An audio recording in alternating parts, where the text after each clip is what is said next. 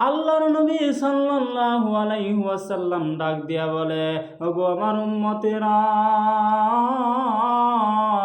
আমি নবীকে যদি ভালোবাসো, আল্লাহর নবী সাল্লাল্লাহু আলাইহি ওয়াসাল্লাম ডাক দিয়া বলে, মান তারাকা সুন্নতি ফালাইসা মিন্নি। আমি নবীকে যদি ভালোবাসো গো, আমি নবীর সুন্নতকে ভালোবাসো, আমি নবীর সুন্নতের তাবেদারি যদি করো গো, তোমাকে আমি নবী না লইয়া আল্লাহর জান্নাতে কোনো দিন যাব না। অগনবীর উম্মতের দল গো, এই নবীকে আমি আর আপনি কেন ভালোবাসবো না? এই নবীকে কেন ভালোবাসবো না? আমার নবী দোজাহানের বাদশাহ হুজুর পাক সাল্লাল্লাহু আলাইহি সাল্লাম তোমার জন্য আমার জন্য কত কষ্ট করেছে। আমার নবী তায়েফ শহরের মধ্যে যখন যায়া, উহুদ পাহাড়ের মধ্যে যখন যায়া আল্লাহর নবীর দান মুবারক শহীদ হয়ে গিয়েছিলেন, সেই জায়গায় আল্লাহর নবী বেহুশ থাকা অবস্থায় আমার নবী দোজাহানের বাদশাহ হুজুর পাক সাল্লাল্লাহু আলাইহি ওয়াসাল্লাম ডাক দিয়া বলে, যখন হুশের থেকে বেহুশ হয়েছে, আমার নবী বেহুশ থেকে হুশ হয়েছে, আমার নবী ডাক দিয়া বলে, আবু বকর, উমর, আমার সাহাবীরা কই, আমার সাহাবীরা কই? আমার নবী এদিকে দান মুবারক নবীর শহীদ হয়ে গেছে, মাথার লোহার টুপি আল্লাহর নবীর ভেঙে গেছে, তারপরেও নিজের চিন্তা একবারও করে না। আমার আল্লাহ ডাক দিয়া বলে, ফেরেশতারা রে, আমার নবীর কাছে যাও, আমার নবীর কাছে যা বলো, দাঁত ভাঙ্গা ব্যথা কেমন লাগে আমি আল্লাহর কাছে বলতে বলো, মাথা ভাঙ্গা ব্যথা কেমন লাগে আমি আল্লাহর কাছে বলতে বলো, আমি আল্লাহ দেখব। আমার নবী যখন ফেরেশতা এসে আল্লাহর নবীর কাছে বলে, ওগো নবীজি গো, আপনার দাঁত ভাঙ্গা ব্যথা কেমন লাগে আল্লাহর কাছে বলেন না, আপনার মাথা ভাঙ্গা ব্যথা কেমন লাগে আল্লাহর কাছে বলেন না। ওগো নবী, আমার নবী আর আপনার নবী দুই চোখের পানি ছেড়ে দিছে, দুই চোখের পানি ছেড়ে দিয়ে কান্না করে, ওগো জিব্রাইল ফেরেশতা, আমার দাঁত ভাঙ্গা ব্যথা কেমন লাগে জিগাইলি, আমার মাথা ভাঙ্গা ব্যথা কেমন লাগে জিগাইলি রে, কিন্তু আমার গুনাহগার উম্মতের ব্যথা একবারও তোমরা জিগাইলা না। ওগো ফেরেশতারা গো, আমার আল্লাহর কাছে যে বলো না, আমি নবীর দাঁত ভাঙ্গা ব্যথা লাগে না, মাথা ভাঙ্গা ব্যথা লাগে না, আমি নবীর দাঁত ভাঙ্গা মাথা ভাঙ্গার চেয়ে আমার গুনাহগার উম্মতের ব্যথা নবীর বেশি লাগে। ওগো নবীর উম্মতের দল, যেই নবী আমার জন্য আপনার জন্য এত কষ্ট করতে পারে, নিজের ব্যথা মালুম না করে আমার আর আপনার ব্যথায় কান্দে গো, সেই নবীকে ভালোবাসার আমার আর আপনার দরকার আছে কি না? এই নবীকে ভালোবাসেন না?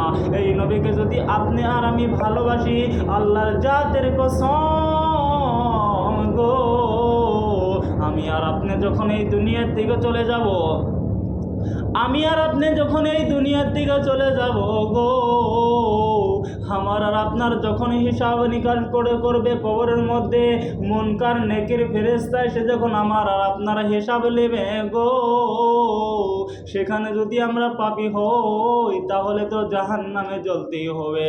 আর আমরা যদি নবীকে ভালোবাসে থাকি, আল্লাহর জাতের কসম, আল্লাহর নবীকে যদি আমি আর আপনি ভালোবাসি গো, এই নবী আমাকে আর আপনাকে রেখে কোনো দিন বাবা আল্লাহর জান্নাতে যাবে না, যাবে না। এই নবীর সুন্নতকে ভালোবাসেন, এই নবীর উপরে বেশি বেশি দরুদ পড়েন। ওগো বাবাজি গো, কত আর মাস্তানি করবেন, কত আর বাহাদুরি করবেন, এই দুনিয়া বেশি দিন টেকার জায়গা না। আজকে আছি কালকে এই দুনিয়াত নাও থাকতে পারি, 1 সেকেন্ডের গ্যারান্টি আমার আর আপনার হাতে নাই। ও গো বাবাজি গো, কিসের তো বাহাদুরি করেন গো, আল্লাহ আমাকে আর আপনাকে দড়ি ধরে ছেড়ে দিছে, যাও বান্দা যা ইচ্ছা করো, আমি যখন তোমার দড়ি ধরে টান দিব, তোমাকে দুনিয়ার ডাক্তার কবিরাজকেও তোমাকে রক্ষা করতে পারবে না।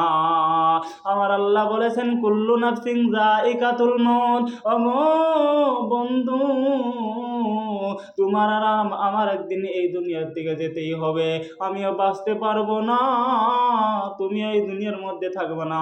যার ভিতরে জানদার জান যার ভিতরে আছে গো, একদিন মৌতের মাজা তার চাকতেই হবে, চাকতেই হবে।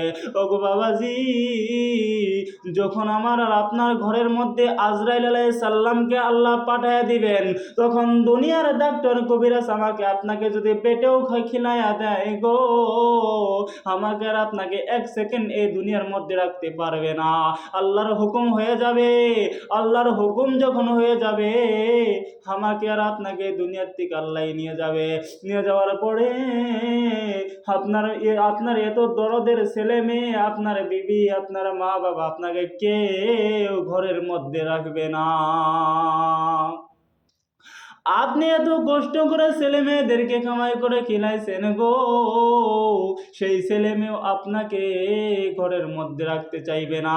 আপনার জান যখন বাহির হয়ে যাবে, পাড়া পড়শিদেরকে ডাকিয়া বলবে, তোমরা কারা, কোথায় আছো গো, আমার বাবা দুনিয়ার থেকে চলে গেছে। আমার বাবাকে আপনি যদি 3 তলা বিল্ডিং এর উপরেও থাকেন, আপনাকে সেই মুহূর্ত বিল্ডিং এর থেকে নামাইয়া কবরস্থানে মাটির ঘরে আমাকে আর আপনাকে নিয়ে যাবে।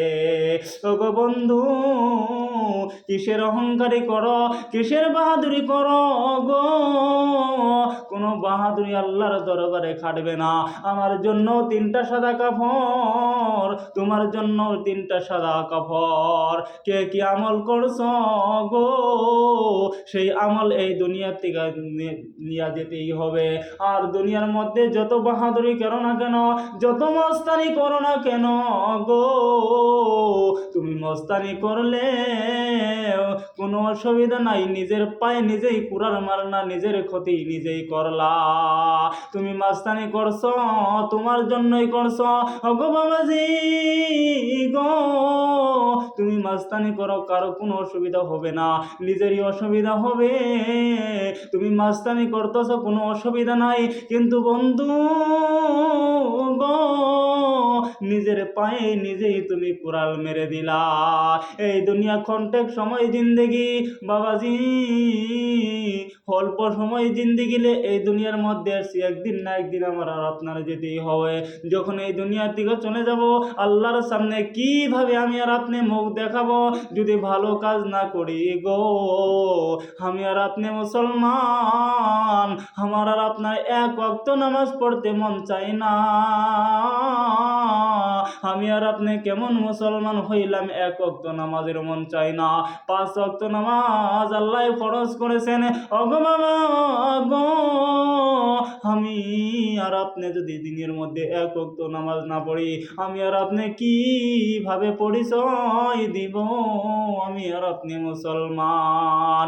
ওগো বন্ধু, আপনাদের পায়ে ধরে বলি গো, জীবনে যাই করেন না কেন, ব্যবসা করেন কোনো অসুবিধা নাই, কামাই করেন কোনো অসুবিধা নাই, যা করেন কোনো অসুবিধা নাই গো, আপনাদের পায়ে ধরে বলি, আপনারা মাত্র দিনের মধ্যে নামাজটা পড়ার চেষ্টা করবেন, হালাল তরিকায় চলবেন। আপনি আর আমি যদি মরেও যাই, কোনো দিন 1 টাকা হারাম খাবেন না, খাবেন না। আপনাদের পায়ে ধরে বলি, আপনারা হারাম খাবেন না, হালাল পথে চলেন, আর আপনারা নামাজ আদায় করেন, তাহলেই আমি আর আপনার জন্য আল্লাহর জান্নাতে যাওয়া আপনার আমার সহজ হয়ে যাবে। ওগো বাবাজি, হারাম খেয়ে কি লাভ? এই দুনিয়ার মধ্যে যতই হারাম খাই না কেন, নিজের ছেলে মেয়ে সন্তানদেরকে খাওয়াইবেন, তারা হিসাব দিবে না, আপনার একাই সেই কবরের মধ্যে হিসাব দিতে হবে গো। আপনার হিসাব কেউ কোনোদিন বাবা দিবে না। সেই জন্য আপনার পায়ে হাত রেখে বলে যায় গো, আপনারা যাই করেন না কেন হালাল পথে চলেন। আর আল্লাহ যদি চায় আপনার আমি যদি নামাজটা আদায় করতে পারি, আপনারা হারাম পথে চলবেন না। হারাম এক লোকমা যাতে আমাদের আপনার পেটের মধ্যে না থাকে। আমি আর আপনি যদি হারাম খেয়ে ইবাদত করি, সেই ইবাদত আল্লাহর দরবারে কবুল হবে না। আমার আর আপনার পেটের মধ্যে হারাম খাবার যাতে না থাকে। আমি আর আপনি যদি না খাইয়াও মরে যাই, যদি হালাল খাই, হারাম যদি পেটের মধ্যে না থাকে, আমি আর আপনি যদি না খাইয়াও মরে যাই গো, আমি আর আপনার সেটা ভালো মরণ হবে। আর